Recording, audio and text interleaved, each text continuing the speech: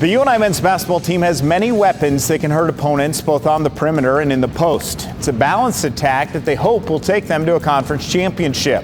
At the center of this attack is Austin Phyfe. The Panthers are thrilled to have their big man back on the floor after sitting out last year due to medical reasons.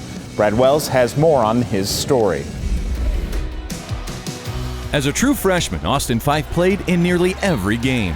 He made 8 starts, including a breakout performance in his first start, scoring 20 points and hauling in 8 rebounds against Valparaiso while televised on ESPN2.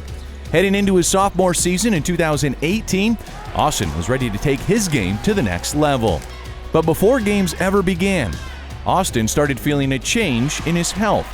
Consistent headaches, which turned into fainting spells as often as 4 times a week.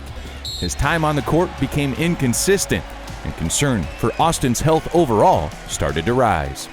Very concerned. I think the thing with that type of situation was we didn't really know what was the cause of it, where the root of it was, kind of where it started. So we were kind of managing it day by day, going off the different doctors' recommendations, and basically how Phyfe felt kind of dictated what we were able to do. So it was really scary.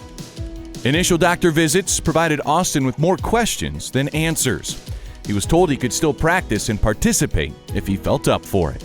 Just not knowing is probably the hardest thing. I mean, even within a practice, there was times that, kind of randomly it would just, he'd start to feel like he was going to have an episode come on, and he did a good job of being vocal with coach about it. And, we tried to sit him out, but it's just very hard when you don't know exactly what causes it. Austin finally received some answers.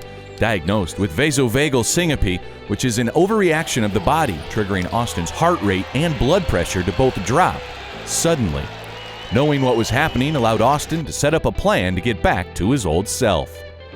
Kind of a testament to him is he really tried not to let it affect him or take away from our team stuff very much, and he kind of put himself kind of in the back and let the team kind of be his main focus. And when he was here and wasn't practicing, he was as involved as he would have been if he was out on the court. Yeah, it was tough for sure, just knowing that you don't have the ability to really go out on the court if something's not going the team's way, and knowing that you can do as much as you can on the bench, but that always doesn't correlate to the floor.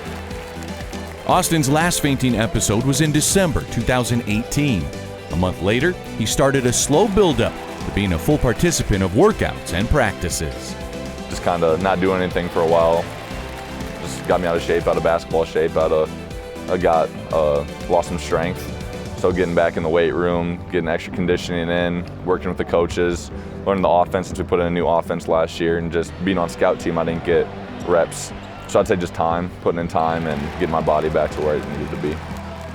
Qualifying for a medical redshirt last season, Austin is glad to be back, and he's bringing more drive to the court than he's ever had before. I know how hard it is now to not play, and I know that people always say it like once you're done.